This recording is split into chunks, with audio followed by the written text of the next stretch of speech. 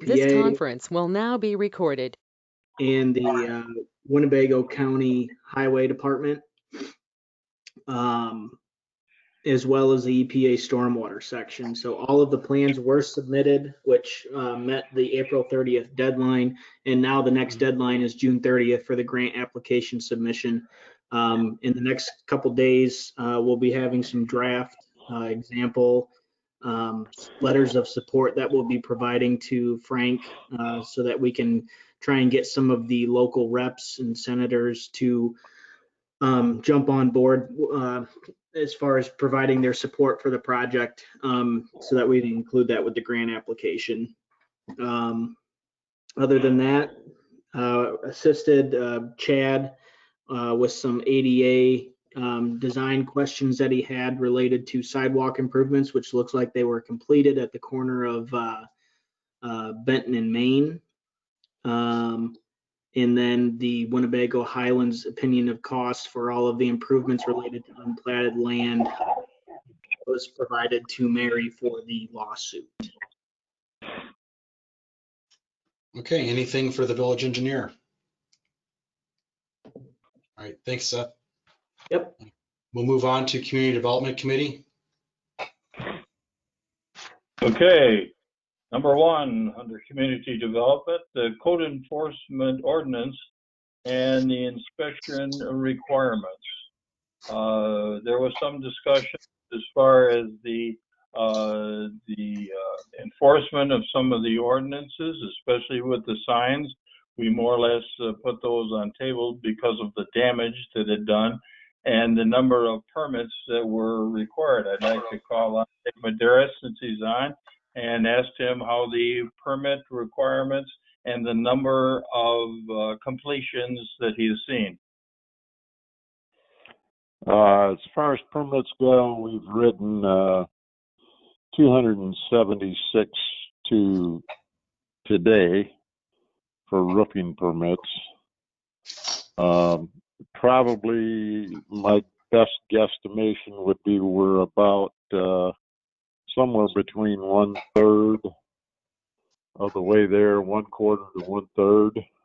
I'm thinking 900 to 1,000 total in the end. Completions, I think I'm up somewhere around 50 that have been written and completed with the permit applications and the physical inspections. Okay, thanks a lot, Dick.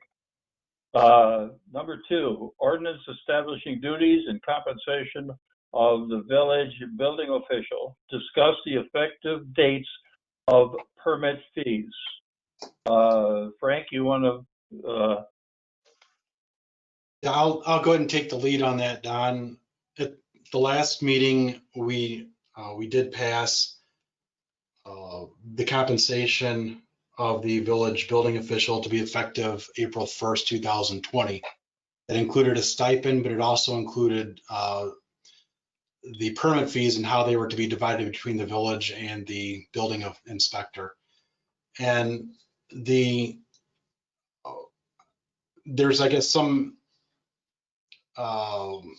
difference of opinion as to how you interpret the start of April 1st, 2020 for the division of the permit fees.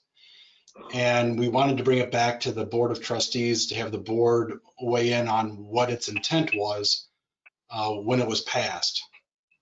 And I'm just going to give my personal thought, and then you can each make your position known. But my initial thought was that it would be effective April 1st, 2020, and any permit that was written on April 1st, 2020 or later would be divided between the building inspector and also the village. But any permits that were written prior to April 1st, 2020, 100% would be kept by the building inspector. And that was my thought, but it may not be the majority of the board's thinking. And so we wanted to bring it back to get your input as to when you wanted it to start and how it would relate to those permits that were already written prior to April 1st. All right, you just, okay. There's a Mary? distinction between the issuance of the permit and the actual inspection. And I wrote it in the form that I understood it. And again, that's for the board certainly to decide, but just so we know what the issue is there, that when the permit is issued, the inspections are not yet done. So you could have a permit that is issued March 25th, and all of the inspections are done after April 1. So that's where the question lies. Do you want it that as long as the permit was written prior to April 1, that whenever the inspections are done, because the permit was before April 1, then 100% would go to the village building official? Or is it based on when the actual inspection was done? I had taken it the way that I wrote it, right or wrong, was that it was based on when the actual inspection was done. And the logic that I had, or the understanding I had behind that, is that that was April 1 was also the date that the stipend was going into effect. So I saw that as any work happening on or after April 1. So, I mean, obviously, I can change wording to make it what the intent is, but that's just where the difference is in terms of when the permit was issued as opposed to when the work is done. Thank you, Mary, for the explanation.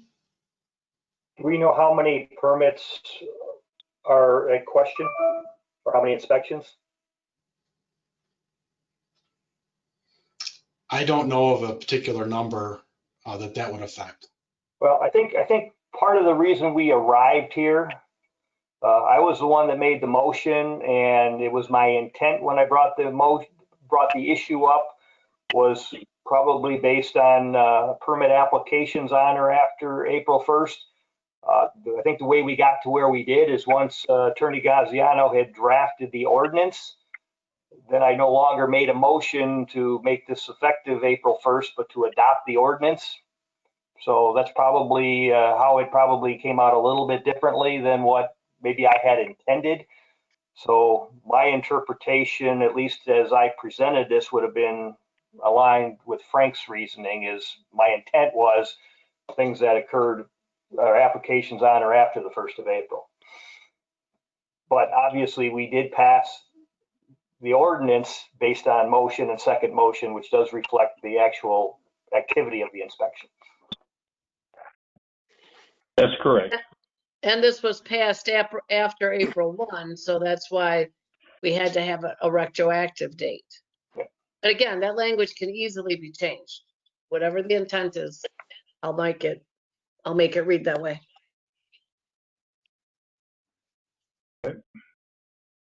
Anyone else have any input? Yes, this is Dick Medeiros. I do. I think it makes sense that, I think if we should listen well, to I don't have any, if you don't mind for a second, Dick, we'll let the trustees talk and then we'll definitely let you talk. Okay, that's fine. Thank you. Yep, you're welcome. Any trustees have any opinions? So you're, Paul Elson here. Yeah, I would agree.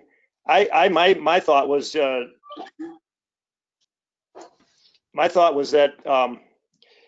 if the permit was issued April 1st, then it then it came under the new criteria. If it was issued before that, it came under the old system.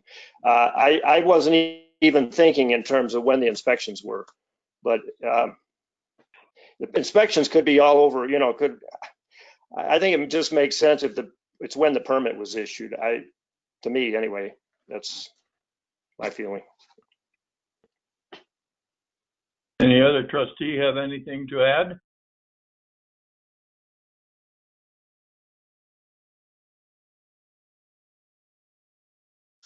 And then This is Lori. I Go ahead. kind of agree with Paul. I think if it was adopted on April 1st, then any permits written before that date would be under the old way, and any permits written after that date would be under the new fee schedule. Okay. Anyone else have any input? Dick? Yeah, my idea on the whole thing is, and I want to explain this to the board, is I might sit down and write a permit and say I wrote it back in February, for example. And, you know, by writing the permit, I should get some compensation for going to the village office and picking that permit up and bringing it home and writing it and returning it to the village office so Carrie can collect the money. And so therefore, those inspections might drag out for 12 months, a year, because the permits are good for 1 year from the time they're written. And on the other hand, as far as the 1/3, 2/3 split, or however you want to put it, I would my recommendation to the village board would be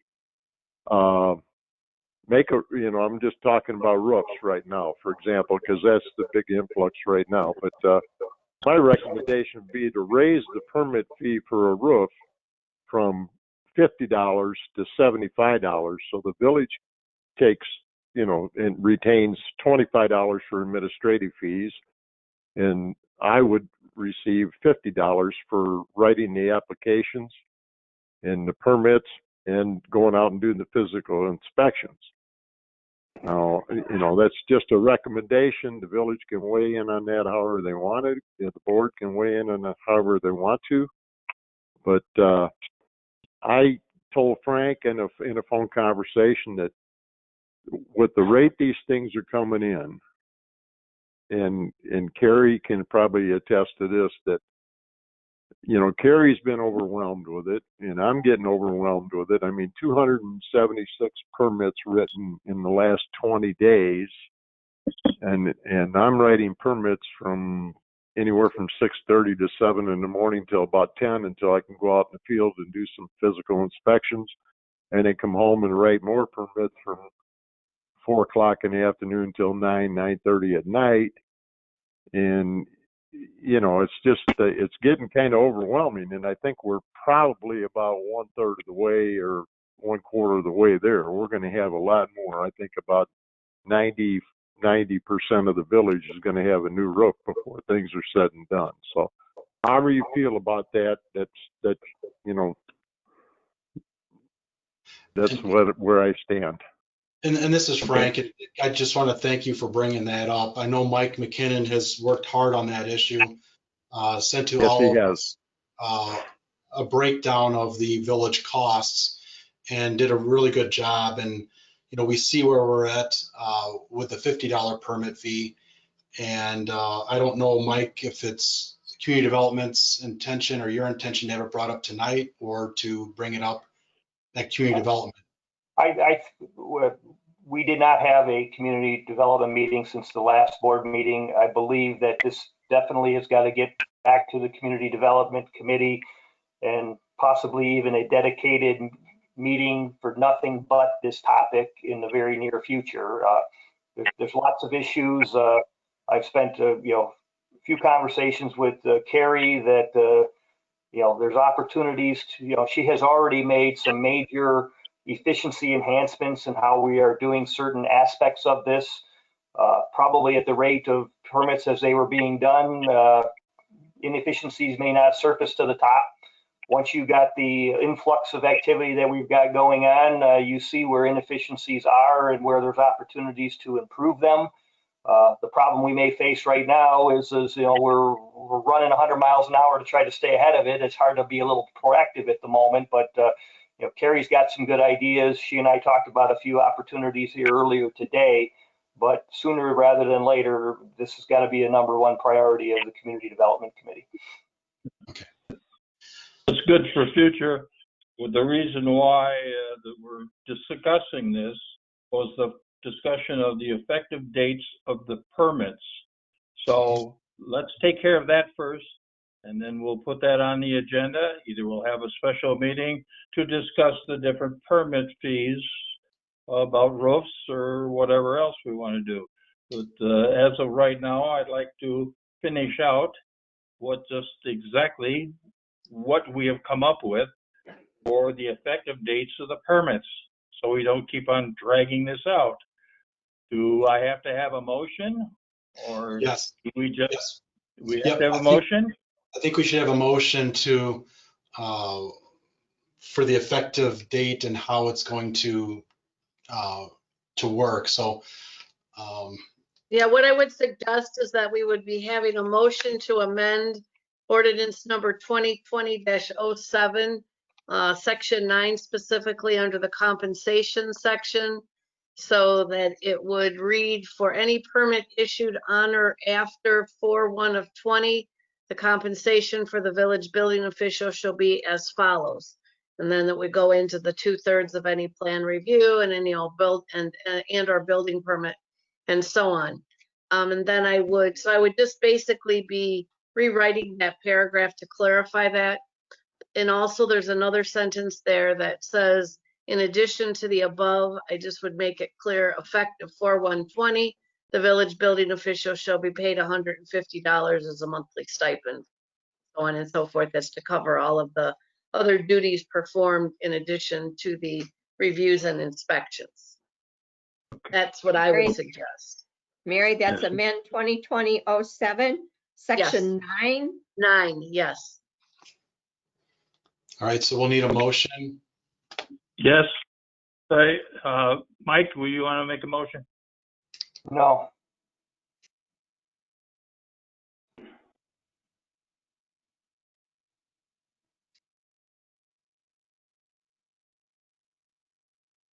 Do we have a motion? Paul, your microphone is off if you're trying to talk.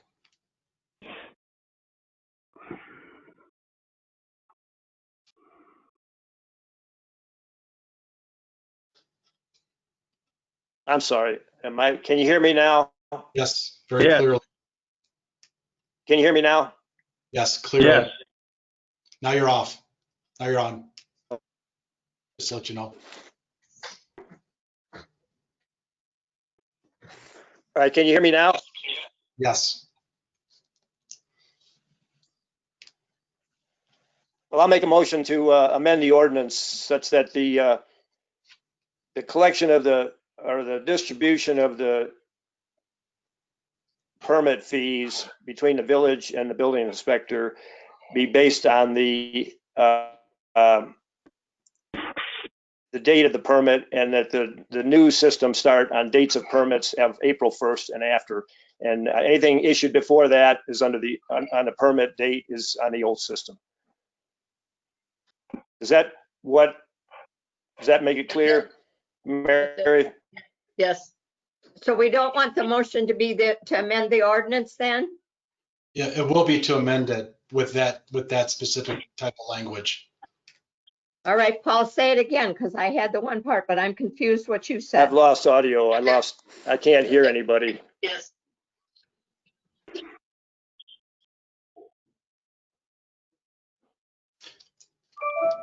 Paul had made the motion, and Paul, if Okay, the ordinance that we passed. Okay, can you hear me? yes, Can you hear me? yes, Okay, the motion was to amend the ordinance. The motion was to amend the ordinance so that the new fee structure for the building official start with permits dated April 1st, 2020 and thereafter. Anything issued before that, the building permit date before April 1st, 2020 is under the old system of remuneration for the building official.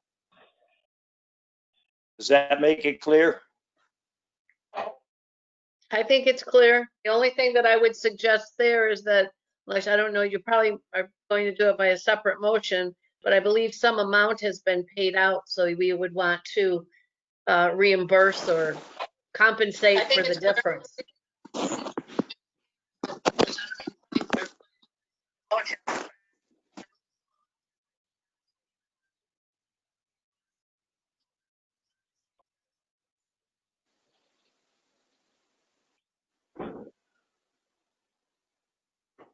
All right, do we have a second?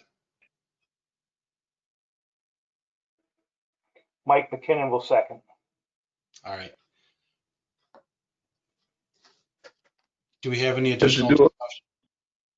Do we have to do a roll call or just a voice vote? Yeah, well, It's got to be roll call. It's money. it's gonna be roll call, but we're just waiting to see if there's any other discussion. Okay. Not hearing other discussion, if we could have roll call, please. Mr. Kimes, Yes. Mr. Malagranda, Yes. Mr. McKinnon, Yes.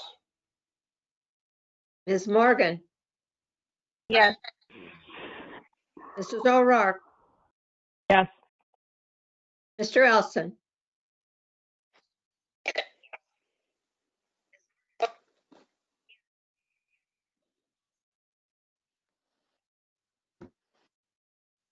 Yes.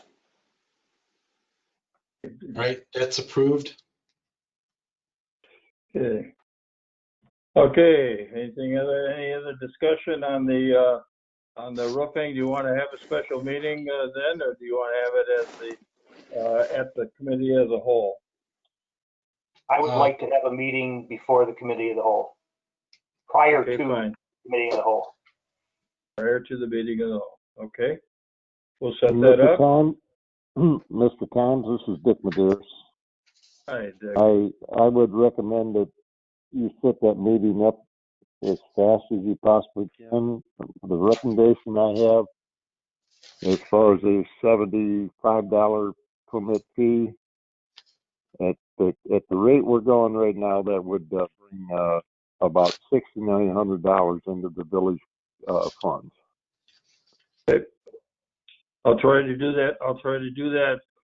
Any day this week for the committee would Wednesday be good for the committee?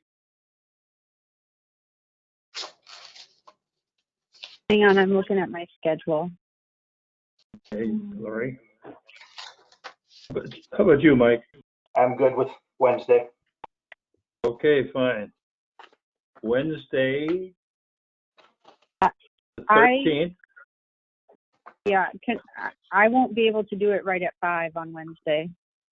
Well, we'll do it at quarter after or 5:30. Yeah, we better go 5:30 because I've got a call at 4 that'll probably run long. Okay, at 5:30. 5:36, either one's fine by me. Does that give me time to post it? No, What do you need, 48 hours? 48. Yes. 7 o'clock or 7:30? you'd have- you'd have to be later. Thursday would be better for me. Yeah, why don't we try for Thursday, the 14th? Okay, the 14th. Thursday's We fine. can do it the 14th at 5:30. I can do it. I can do right at 5 on the 14th. Oh, right at 5 o'clock. Okay. Mm-hmm. 14th at 5 o'clock. Okay, that needs to be posted. Who do I have to give notice to? Kelly, give notice to Kelly, and it'll just be on this one topic. Is that correct? That's Yes. correct. It'll be only on one topic. Is Kelly on? Yes. Mr. Medeiros, is You that gonna will work for you? You want to attend? I'm sorry, I didn't hear that, Frank. I just asked, would Thursday, May 14th at 5 o'clock work for you if you need to attend? Yes, sir, that works fine. All right, thank you. It would be my expectation we would have a conference video call such as this. Correct.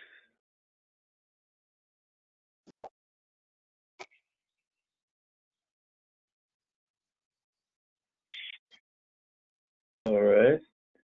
About the revoking, the number 3, the revoking of ordinance 400. When can we do that? We can't would do be- that until we figure out what we're doing with the topic we just set the meeting for, because that's the last piece. That's the last piece of the crowd. Okay. So we'll bring that up at the committee as a whole meeting also. All right. Appraisal of the property, the Whitehead appraisal, Mary. We had gotten, I had just inquired the other day of Ken Morozic asking what the status of those 2 appraisals were, and I'm looking for the email he gave me that I had sent a copy of to both you and Frank, but the gist of it was that he apologized. He's said he's behind. His mom was ill, but that he's getting to it, and we should have it within, I believe, now what would be the next week or so. Okay, fine. So we'll do that at the committee of the whole. Okay, number 5, the 4th of July parade. I'll just say a parade. Today they canceled the Festa Italiana. The Memorial Day parade in Peck, and also the Lions Memorial Day service in Pecatonica has been canceled. The Byron Fest, which is due about a week after the 4th of July, that's also been canceled. We have several play days that have been canceled. The only thing that's going on now is the 4th of July, and they're having an aerial show only and no ground show for the 4th of July. Anybody else got anything as far as closing is concerned? Yeah, Not? Don, I just wanted to follow up. This is Frank again. Right, the city of Rockford is not having their 4th of July parade, but they are having the fireworks kind of scaled Right. back without attendance. But also, as you probably have all seen through the IML, and what they sent to us, I believe it was yesterday and probably again today, they have a paragraph that talks about their suggestion that municipalities consider postponing or canceling community events and large gatherings through summer. Under the governor's Restore Illinois plan, gatherings of 50 people or fewer are not allowed until phase 4, which is revitalization. And I am seeing that we probably will not be in phase 4 until around then. And even if we are, that's still 50 people, and the parades will garner a lot more attendance than that. So I think we should heed the advice and cancel the 4th of July parade, as well as we've already canceled the fireworks. Yeah. Do I need a motion for that? Why don't we go ahead, Don, and have a motion to cancel the parade for 2020? Okay. Need a motion. This is Lori. I'll make the motion. All right, thank you, Lori. Need a second. All right, Mr. Elson, I'll second it. Thank you, Mr. Olson. Is there any discussion? Hearing no This is discussion. Wait, Hold Julie? on. Julie? Yeah, I just wanted to make sure the board was aware. We talked about this in finance. I know there's a lot of babble going on the Facebook page about all the cancellation of festivities. And I think Frank Sally might have said she was going to talk to you to see if we wanted to have any kind of response out there or not. But it went as far as to say the mismanagement of funds, because we did all this fundraising and where's that money? Well, as we know, there wasn't that much collected and we were going to give it back. So I just wanted to make sure the board was aware of that. That's all. Right. Yeah, I've seen, it's unfortunate that even some people of notoriety have cast aspersion upon the village with what they've said on Facebook. So I'm not going to respond to those people individually, but we will respond as a unit of local government. And I will be preparing my report for the spring/summer newsletter. I know Kelly needs that pretty quickly, but I will address the 4th of July parade, the 4th of July fireworks. And I was waiting for tonight for us to take a vote on the parade before I wrote it. And so that'll be there so we can have our village responses to why we're not doing those, which will incorporate the financial as well as the, the COVID-19 social distancing requirements as to why we didn't sign a 4th of July contract for fireworks and as to why we can't have them. So thanks for bringing that up, Julie. We'll put it on our Facebook page once we have that report written, plus it'll be on our website. Yes, there is one thing I'd like to put into the discussion here. I had Jeff kind of look up and see how much actually, if we did have the parade and under the criteria that we are now operating at as to some costs. I don't know whether you'd like to hear from him. I haven't heard any numbers yet, but I don't know whether it's pertinent now. So. Yeah, I don't know if we need to have any numbers of what the financial savings would be. I know what our costs are for the fireworks and that we do have added expense for the parade. Yeah.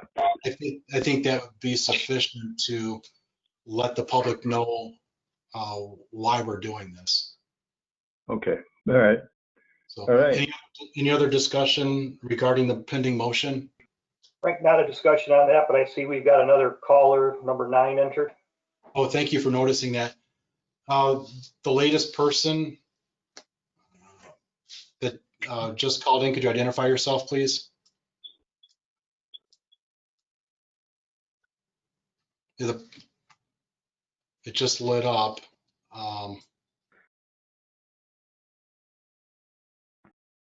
Did somebody just call in the last 5 minutes? If so, could you please identify yourself?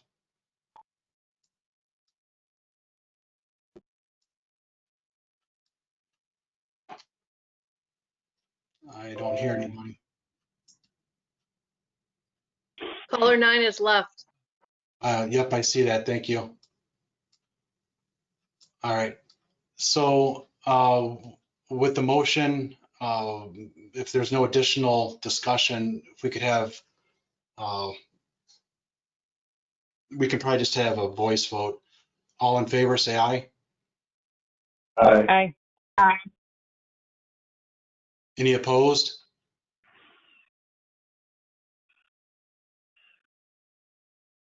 Okay, hearing none, then it's passed. So we will have canceled the 4th of July parade. Okay. Next item, number 6, any new business? Other than we're going to have a meeting on Thursday on the 14th, excuse me. Okay. Mr. Kimes, this is Yes. Dick Medeiros. I'd like to say one last thing. I'd like to commend Carrie Current in front of the board for all her hard work and effort with all of these permits rolling in like crazy. And she's done a great job of balancing her other obligations with the village as far as water, the water and things like that. And, so I think she needs to be commended for all her effort. Thank you, Dick, for that. And I need to second that because I have seen her up here. She seems to keep it very organized and on top of things, and she's built up a very good rapport with several of the contractors.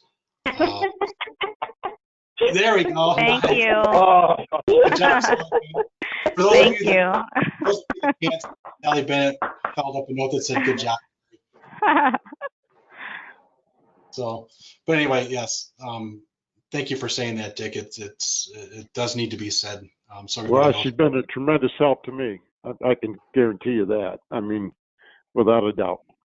Good. Thank you. Thanks, Dick. You're welcome. All right. Is there, So, anything else for community development? I have nothing else. All right. Well, thank you, Mr. Kimes. We'll move Thank on. you, sir. All right. Nothing from village attorney. The only thing, Frank, that I would like to say is maybe to clarify with, because Kelly and I were talking about this as far as approval of the various minutes from the committees when you have a COW meeting. Maybe we Right. could just get a clarification, and I don't know, maybe you want to do that under new business, but just as a clarification of which minutes are getting approved when. Because it was my understanding that the cow minutes would be recommended for approval at a given committee, like I believe they did at Public Works, but Right. then actually would get approved when the cow minutes are approved. So it'd be approved by the board as a whole. I guess, Frank, would it be appropriate that if, because I guess maybe we're assuming that they're part of the consent agenda because all the minutes are kind of grouped together. Should they be identified as a line item in the consent agenda? That's a good point, Mike. I think that's a very appropriate way to handle that. Because we have a cow meeting, it's been every other month. The particular committees typically would meet in between and they can review the minutes from the cow meeting, make sure they're correct, and then they could come before the board under consent, just so we have the written minutes of the cow meeting. And, if anyone sees a mistake, they can always address it prior to the board meeting. So, Kelly, when you're preparing the agenda, we would just have under consent, as Mr. McKinnon said, we would have under there the various cow meeting minutes. Before we leave the village attorney topic, just wanted to clarify to everybody, I just found that letter that we were talking about earlier as far as the plan review, and I sent that over to Mary via email and Carbon, both Frank and Chad on that. So that should be the final thing that we were looking for the Highlands. Perfect. And I'll be working on that tomorrow. Thank you. Thank you, Perks Seth. of doing this on Zoom, I can multitask. All right. Thank you for that as well. And we'll move on to Finance Committee. Okay, no action items from finance, but the committee did meet last week and went over numbers through April, and we're in pretty good shape. Obviously, we're not feeling the full impact of the closure or anything, but we're pretty much in line with revenues relative to our budget, maybe even slightly ahead through April. And I want to commend the staff for doing such a good job watching expenses, because we're running below on expenses. There was nothing that jumped out there, and so far so good. But we know there's pain to come, but we'll just take it as it comes, I guess. All right. Thank you, Julie. Police Committee, I don't see anything coming from Police Committee. No. Is that right? Okay. We'll go on to the president items. And you have my report as part of the packet. And the second item, I would like to, for appointment of police chief, I'd like to move that to the end of my items in case the trustees want to go into executive session to be an easier transition. So we'll take up number 3 right now, and that's the ordinance regarding use of face coverings in public. And just some information we received from IML, as you've seen every day, there's an update from IML, which is great. Brad Cole is sending out everything to municipalities. And one of the days that he sent one out, they had a model ordinance that dealt with the face coverings in public. And it mirrors what Governor Pritzker has in his executive order. And I thought it might be helpful to see that ordinance and possibly adopt an ordinance for the village. We may or may not decide to do it, but I wanted to put it on the agenda in case you, as the trustees, wanted to have it. I did talk to Interim Chief Jeff White about this, and there may be some pros and cons of having it. I know he said he had conversations with area chiefs of police and area sheriffs of Boone County, I believe, and Winnebago County, and how they're approaching the wearing of face masks in public or in stores. And so I thought I'd put it out there. The positive that I see is if we don't have this, I think we're still okay to enforce it under the governor's executive order. Our police department could take action, but by having an ordinance, it allows us and our police department to rely on that ordinance, which gives us maybe a little more teeth, allows us to have a fine that might cover our attorney's fees and any costs that we are associated with prosecuting it. And also would allow for our police department, if somebody is on, let's say in a store not wearing a mask, to actually give a citation for that specific offense, rather than having to look at some type of trespass or something. If the storekeeper wants the person to wear a mask, but the person will not wear a mask. So I just felt this would be kind of a help to us. And Jeff, if you have any thoughts about it, I know we had the discussion. If you have any thoughts about, whether you think we need this or not, if you might want to give your thoughts, and then any other trustees can jump in. Well, the biggest thing that comes to mind for me is, with talking to the chiefs and the sheriff about this was brought up, I believe, 2 weeks ago. It was the consensus of all the chiefs and the sheriff that we would not enforce a so-called mask or social distancing type of order, simply because it's a policy made by the governor and not an actual law. So the thought process was to, until it leads to an actual violation of the law, we would not enforce it. So I'll give an example. So if you have a store that has a sign at the door that says you must wear a mask in order to enter. Now, obviously, there are provisions in the governor's order, and the stores would have the ability to decide what they wanted to do. But if you had a medical condition, you're not required to wear one. And if you tell the storekeeper that you have a medical condition and they accept that, that's fine. But you cannot question the person about what their medical condition is. So you may have somebody that comes into the store and says, well, I have a medical condition, and the storekeepers, employees, are okay with that, and they let them shop. But there also may be people that don't have a medical condition come in and say that, and they allow them to shop. There are a lot of stores out there right now that are not allowing anyone into the store unless they are wearing a mask, regardless of any type of medical condition.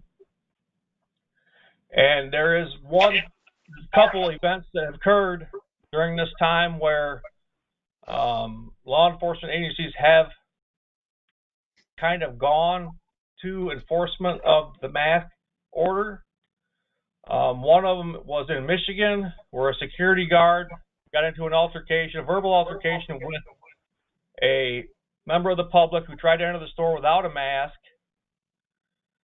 That person left, returned with 2 or 3 other relatives, and the death of the security guard occurred by those people that were brought back to the store.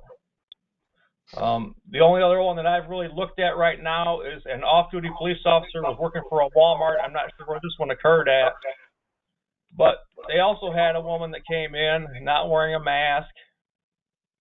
But it escalated to the point where she was disorderly, she was resisting the officer. So there's actual crimes that can be charged under those types of activities.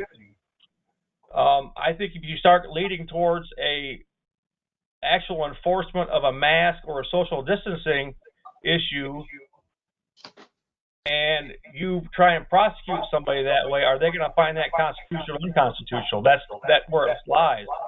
If we let it go until it gets to say you use the criminal trespass, they've asked the business has asked the person to leave because they refused to wear a mask. So we would get called at that point, and we would have the employee or store owner or whoever sign an intent to prosecute that person for the criminal trespass. I mean, there are other offenses you can use, disorderly conduct. I just think it's kind of a slippery slope when you're trying to enforce an actual mask or social distancing order. I mean, you're having people now in the hundreds gathering in other states within the United States to try and enforce that in that size of element. I mean, I was told somebody that over the weekend they had 30 people at a house in a subdivision here in town.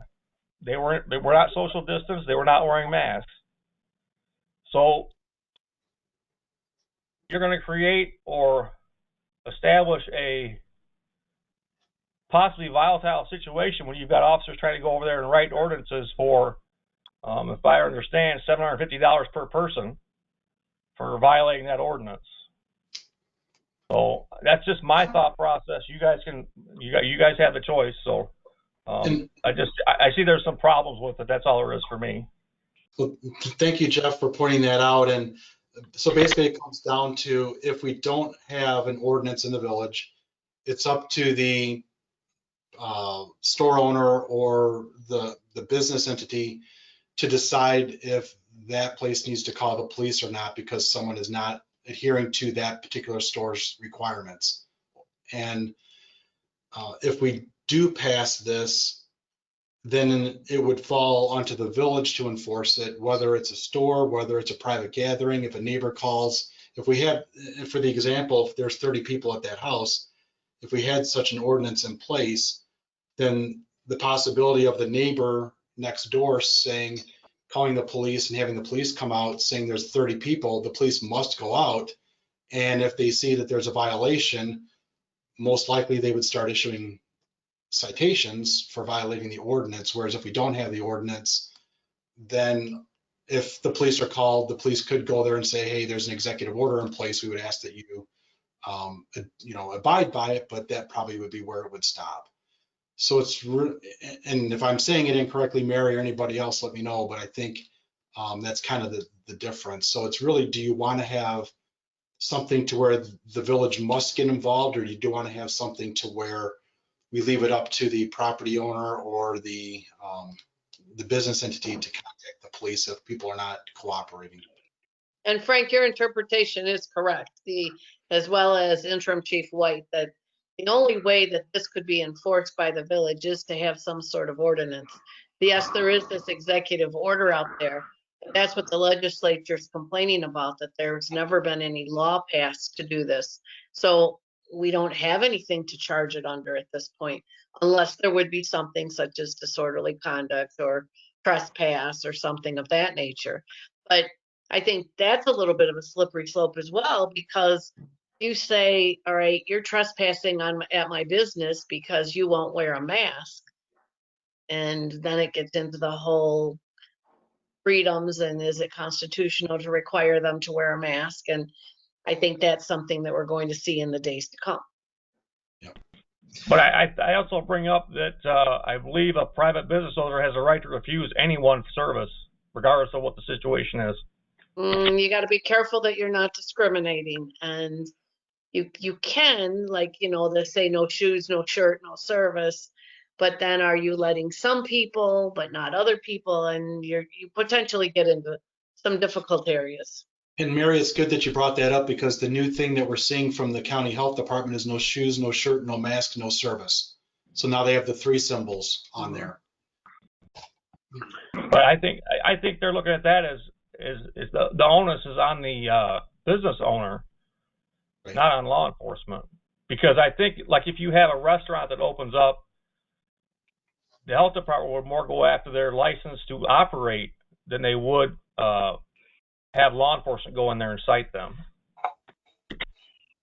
That's correct. I've seen that in Illinois and outside of Illinois, where the health departments have been somewhat successful in stopping that by closing them down. So that would be how we would address it with a restaurant. We would contact the health department. And just so it's clear, when we mentioned about $750 for the fine, it's a fine up to $750. And the reason that number was inserted is that's the maximum amount that a municipality can charge by ordinance. Yeah, and I think one of the examples that was given as far as the health department getting involved is, I believe they had an incident in Rockton where a business opened up. It was not an essential business. And the police department in Rockton contacted the health department, and they acted fairly quickly to get that resolved. So I'm going to put it out there to the trustees. Do any of you want to move forward with something like this? Do you not want to consider this? I'm open for your suggestions. This is Lori. I am not in favor of this for a multitude of reasons. But one thing I will point out is if you put this in place, you are going to hinder your bank from opening. I don't know, Julie, about your banks, but our banks, when they reopen, are not going to allow people to wear masks. It is a security and a safety issue for our staff, and you will make an appointment and be greeted at the door, and you will not be allowed in the bank wearing a mask. So if we put this in place, our banks are not going to be able to reopen. Mm-hmm. And that's a good point. I'm not. This is Julie. I'm just not in favor of it either. I really don't think it's necessary.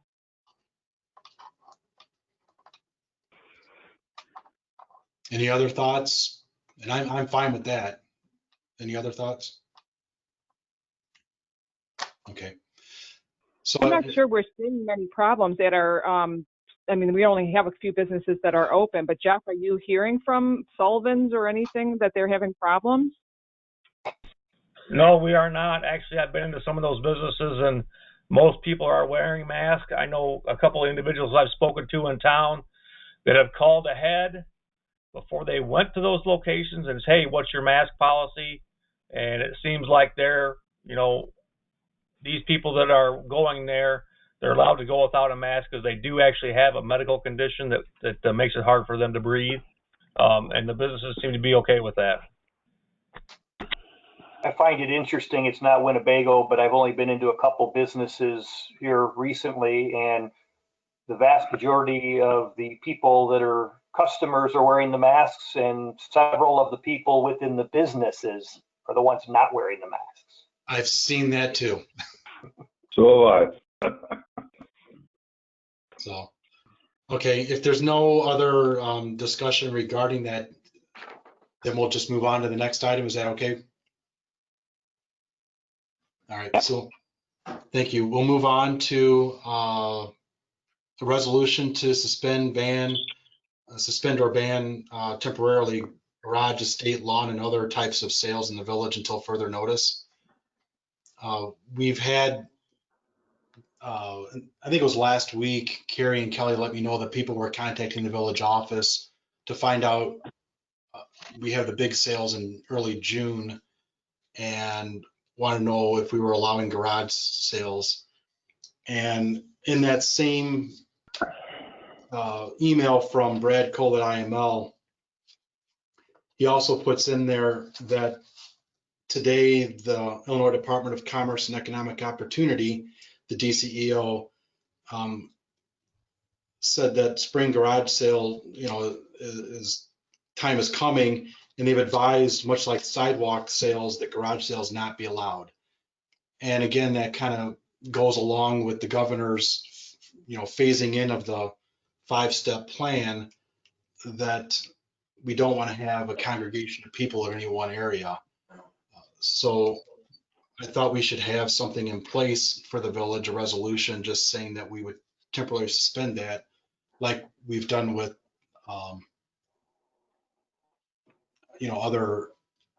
other things temporarily.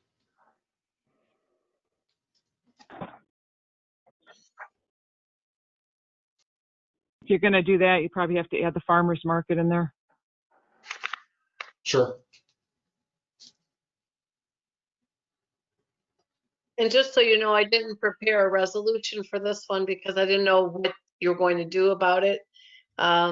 If you were, I did do some research though to see what some other places are doing. And if the thought was going to be, yes, allow them, then they have several conditions, which I don't know are realistic, like for a garage sale, that the people have to put up posters for social distancing, wipe down everything as it's being sold. But the big idea that most of what I read as to why they're discouraging it is because you don't know where those people or those items have been. That's the key thing.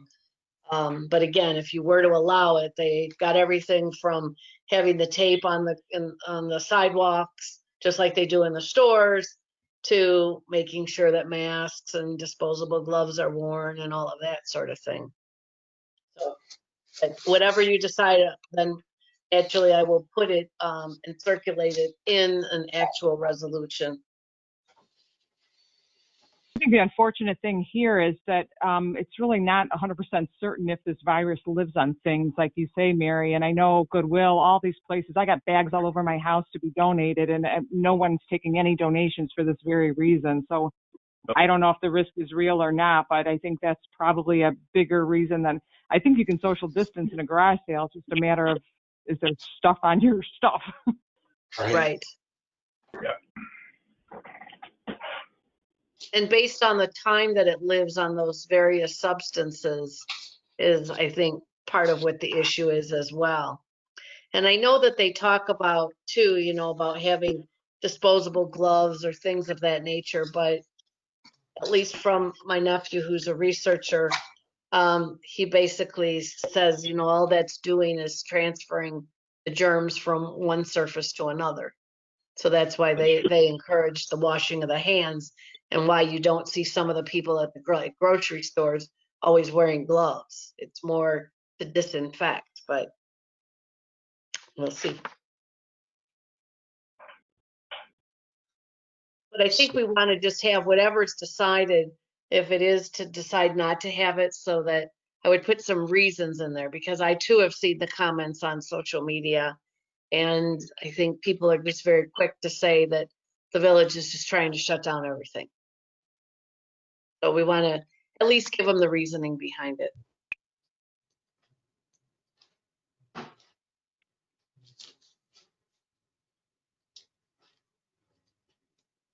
So is there any interest in having such a resolution?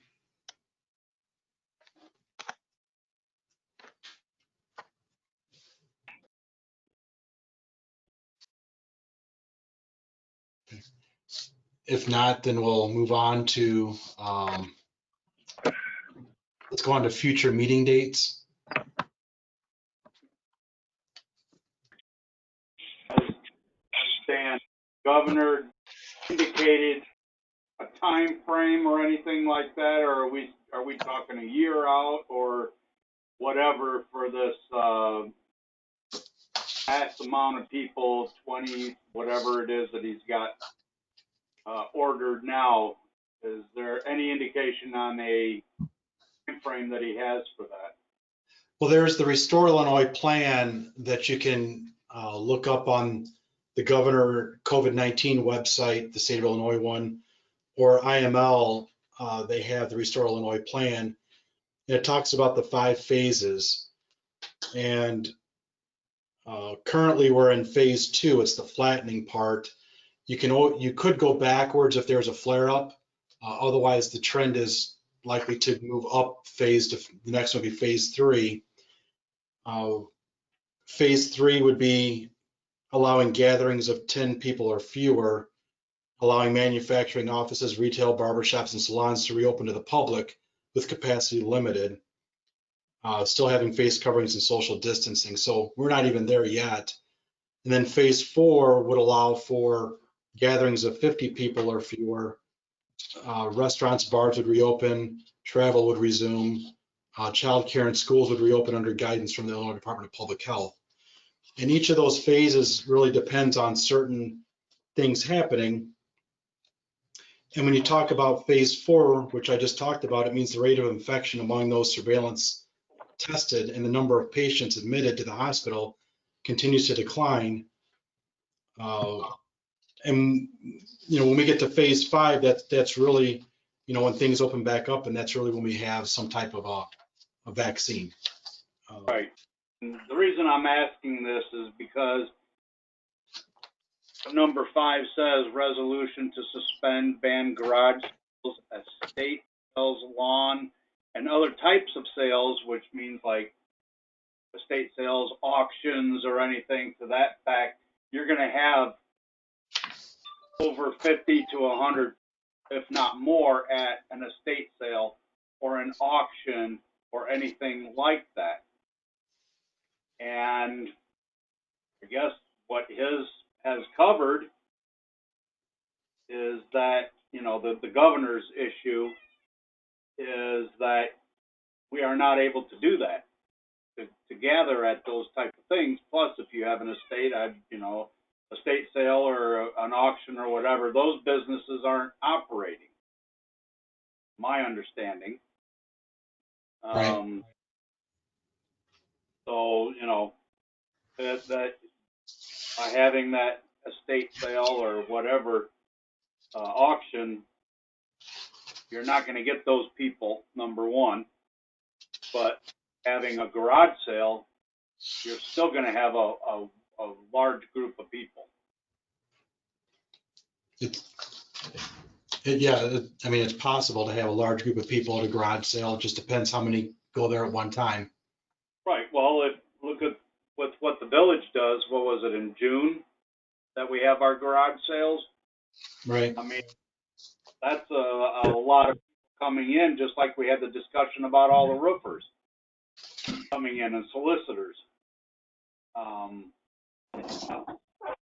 Lifted as far as the solicitors or, and we allowed the roofers to come in.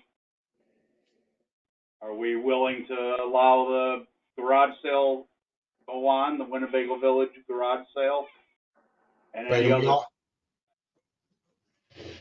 Right. And Stan, I was just going to, we also do not allow the door-to-door sales either. We suspended that. And that's Right. just one person going door-to-door.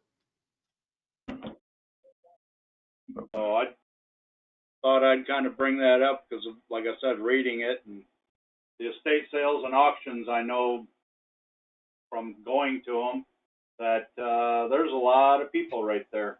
And with his order stating nobody, was it 10 people or more or whatever, cannot assemble, those businesses aren't operating. But when you have a garage sale and all that, that's up to the individual homeowner, but you're still going to get 20, 30 people there at one time. And that's just my thought on it. Okay, so with number 5, any additional thoughts about that?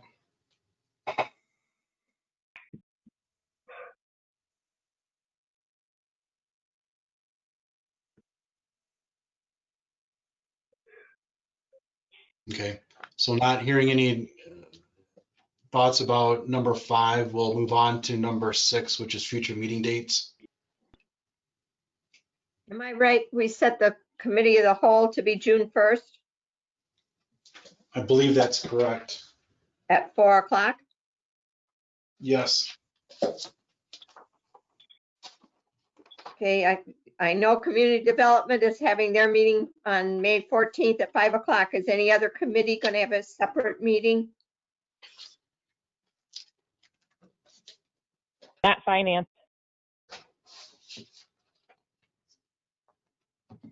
Public Works? No, we just had one last Monday, so the committee of the whole will be timed well. Police, you won't either? Right. To be with the committee of the whole.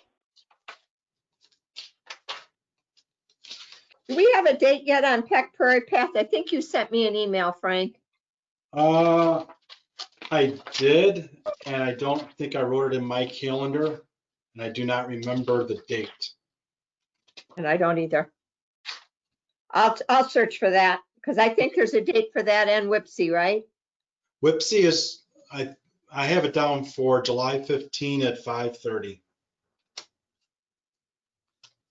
Okay. I'll look for that Peck Prairie Path because I think you sent that to me. Okay. Any other dates? Liquor Commission, we don't have anything. It's TBD. Okay. Well, then the only thing that'll have one would be community development and Whipsy Okay, and the committee of the whole, correct? right. That's what I believe. Okay. Yeah. So now if we could go to number 2, appointment of police chief. With this one, police committee met and talked about the candidates that were interviewed. And I do have someone I would like to recommend to the board. But what I was wondering is if we should go into executive session to talk about, first of all, the individual, and then also the compensation for that individual, so that, and then we can come back out to regular session and then make the appointment of that person. And Mike McKinnon, I would make the motion that we go to an executive session to discuss the recommendation for the chief of police and compensation. Okay, do we have a second? Second, Julie. I'll second. Okay, Julie O'Rourke was a second, and just so we know, it's this particular here's the particular I guess language that we need to say, and it's a meeting to consider the appointment of a person to fill a public office or vacancy in a public office where the body has the appointing authority, and to consider removal from office where the body has the equivalent power. Will you please either send me that in an email or give it to Kelly so she can put it in the minutes? I will. Please. Yes. I can't write that fast. My motion will agree to that language. Okay. Thank you. And I think, Frank, because we're only doing one of those, we only have to indicate the first part. Correct. And then it talks about when the nominees for appointment to a public office are discussed in closed session, the final action of voting on the actual nomination or appointment must take place in a public meeting following the closed session, which is what we're going to do. So we'll go into closed session. So we have a motion, we have a second. We need a roll call, please. Mr. Malagranda, Yes. Mr. McKinnon, Yes. Ms. Morgan, Yes. Mrs. O'Rourke, Yes. Mr. Elson,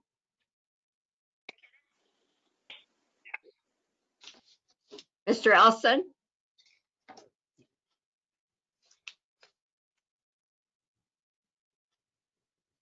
Yes.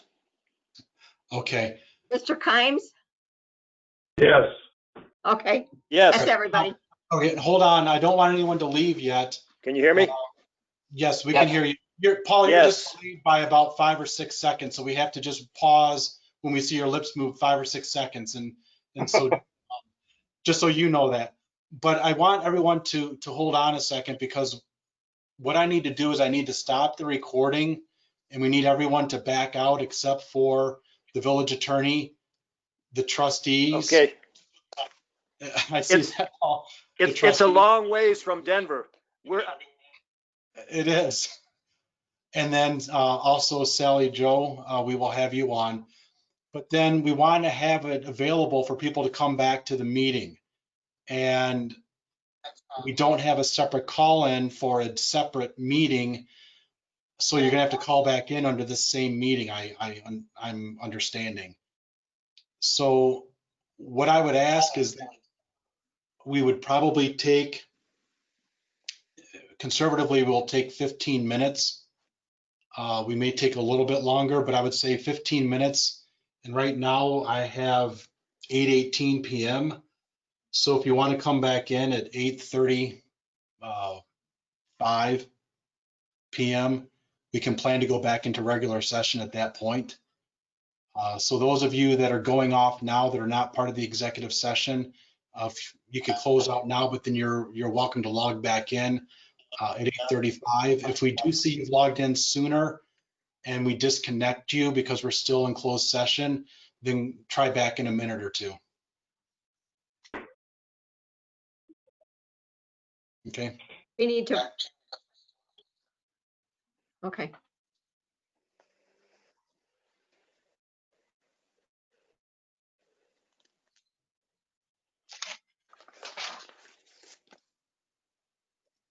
All right, and I'm gonna.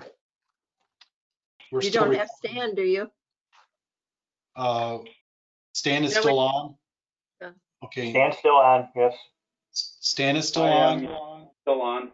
We have, okay, so we have Sally, we have Mary, we have me, Paul Elson, Mike McKinnon, Don Kimes, Julia O'Rourke, Lori Morgan, and Stan Malagranda. Those are all that are on here. I'm The going, 6 trustees plus a deputy plus, yep, that makes 9. correct. So I'm putting the tape in now. I'm going to go ahead and stop recording for the time being. This conference will now be recorded. And it's now 8:42 p.m. and I'm going to unlock the meeting so that those people can call in. We have, all right, I see we have Jason, Carrie, Jeremy back on. We also have Seth back on. And then we do have a caller. So I'm going to go through and name everybody's name that I see. And the one that I don't name, please let us know. We have Frank Eubank, Sally Huggins, Seth Gronwald, Mary Gaziano, Paul Elson, Mike McKinnon, Sally Bennett, Don Kimes, Jason Newell, Carrie Parent, Jeremy Graham, Julia O'Rourke, Lori Morgan, and Stan Malagranda. So if you did not hear your name, please let me know who you are. Jeff White. All right, I thought it was you. I just wanted to confirm. We have a new caller that just came in. Could you please identify yourself?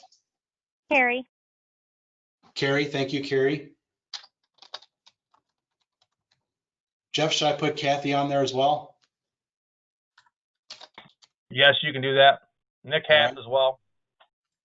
Thank you. Who did you say?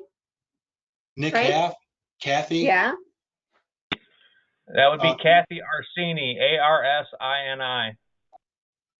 Kathy with a C. With a K. Kathy with a K. Thank you.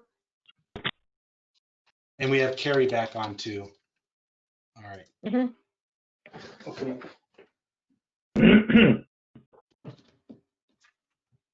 All right, so we're coming back out of closed session and we're back into regular session. We're still addressing item number 2, appointment of police chief. And at this time, I would like to recommend that the board approve of my appointment of Jeff White as police chief.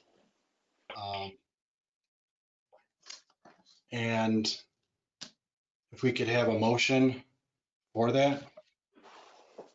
And Malagranda makes a motion to appoint Jeff White as the Winnebago Police Chief.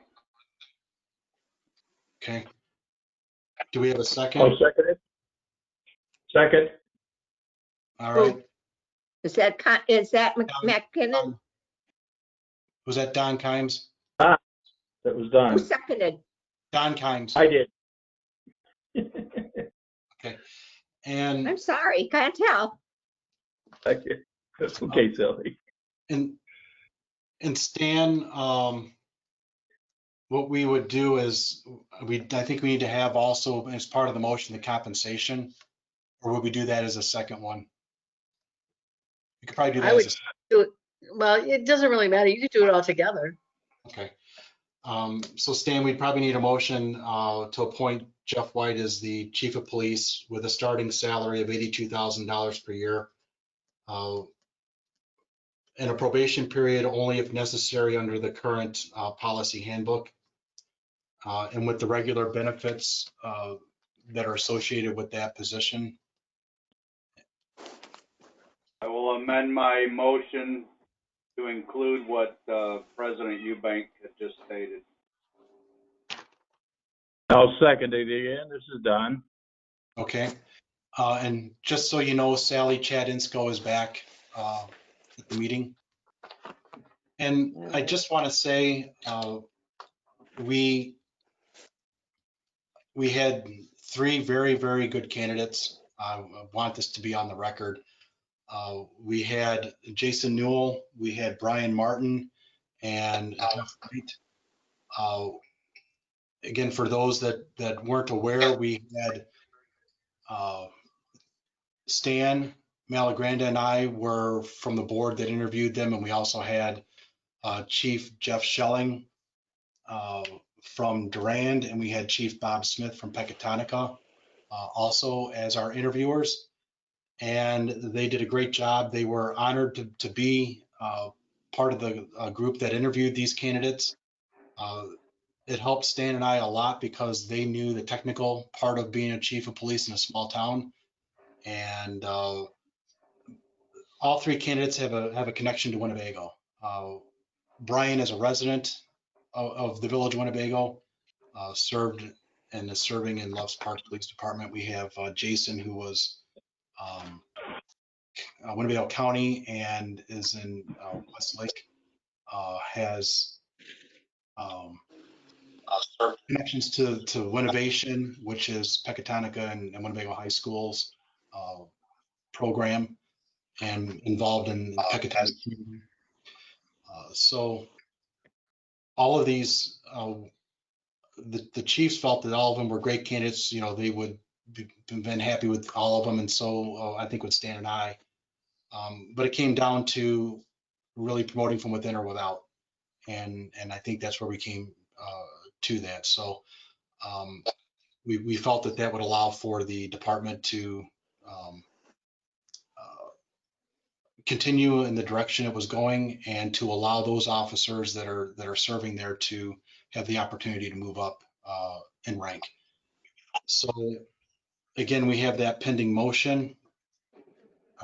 Any discussion?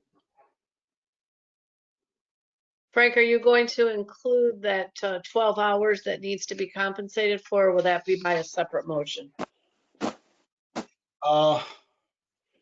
That would probably be by a separate motion. Probably a separate motion. Because it's really not part of the package per se, Right. but, Right, but because we do need to cover it. Yep, thank you for bringing that up, and we'll do that as a second item. All right, so any additional discussion regarding the pending motion? All right. Hearing none, we could have a roll call, please. Mr. McKinnon, Yes. Ms. Morgan. Yes. Mrs. O'Rourke. Yes. Mr. Elson.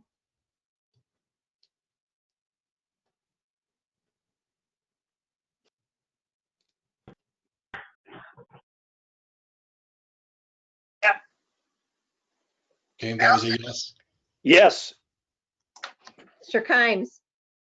Yes. Mr. Malagranda. Yes.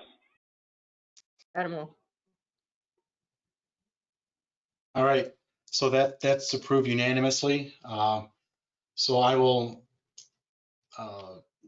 notify the other candidates, and the second item that we need to do, is Attorney Gaziano pointed out, is we need to have a motion regarding the extra 12 hours that Interim Chief White has accrued as his sergeant, being an hourly paid employee.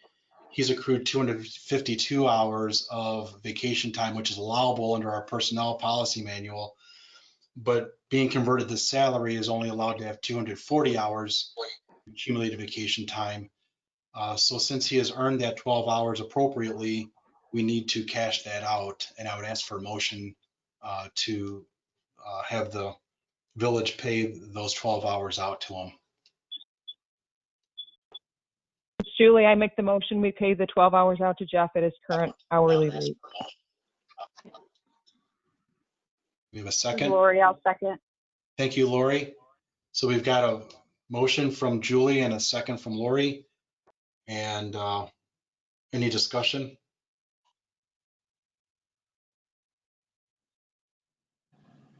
All right. We could have roll call, please. Ms. Morgan. Yes. Mrs. O'Rourke. Yes. Mr. Elson.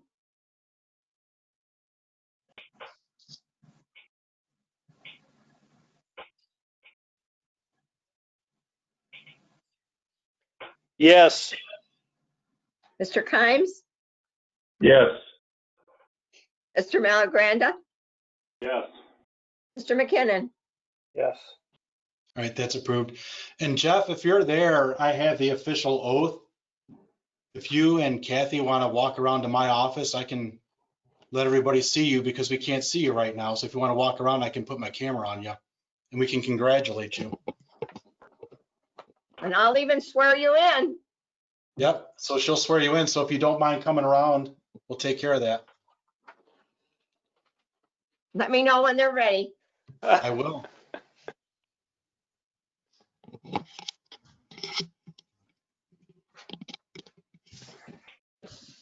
All right. Kathy, how are you? I'm good, how are you? Jeff, good to see you. Good to see you too. Nick? All right. So, Sally, whenever you're ready. Raise your right hand, state your name and repeat after me. I, Jeff A. White, having been duly appointed, having been duly appointed, do solemnly swear do solemnly swear that I will uphold that I will uphold the Constitution the Constitution of the United States of America of the United States of America and the Constitution and the Constitution of the State of Illinois, of the State of Illinois, and that I will faithfully discharge and that I will faithfully discharge the duties the duties of Chief of Police of Chief of Police in and for in for the Village of Winnebago, the Village of Winnebago, according to the best of my ability, according to the best of my ability, so help me God. so help me God. Congratulations. Thank you. Congratulations. Thank you. Thank you, everyone. Well, those are saying they were clapping, so that's good. They are. That's good. So I'll have Jeff sign the oath of office.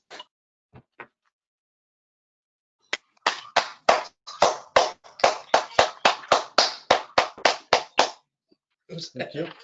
I couldn't see. All right. So congratulations, Jeff. Glad that you're welcome. Glad that you're the new chief, and you've already kind of had several months in, already training. So Quite the transition, but yeah, good. not well. All right. So anything else? I don't think so. Kathy. Congratulations, Jeff. Thank you. Oh wait, we're gonna have Kathy pin this star on him, the shield. Thank you. I appreciate that. Just don't draw any blood, please. Point first. There you go. Although I think she's capable of stopping the bleeding. Yeah. Good job. Good job. Very nice. So everybody, Nick is taking pictures to memorialize this as well. Good. We'll do that out there. Okay. All right. Thank you. Thank you, guys. Thank you. Yep. You're welcome. All right. So that brings us to any new business. Okay. Hearing none. If we could have a motion to adjourn. Hey, Frank? Yes. Were you guys planning to discuss the development issue? Are you talking about the zoning issue with the Ackermans? Yeah. So move. No, hold on a second, Paul. No, that one we took off the agenda because they're not going to be using Fair Graham. Okay, I just wanted to make sure that everyone was aware of that. Yep. Thank you for having that on the record. So, Yep. All right. So we have a motion from Paul Olson to adjourn. Do we have a second? Julie, second. All right. Thank you, Julie. All in favor, say aye. Aye. Aye. Okay. All right, thank you, everybody. We'll go ahead and stop the recording.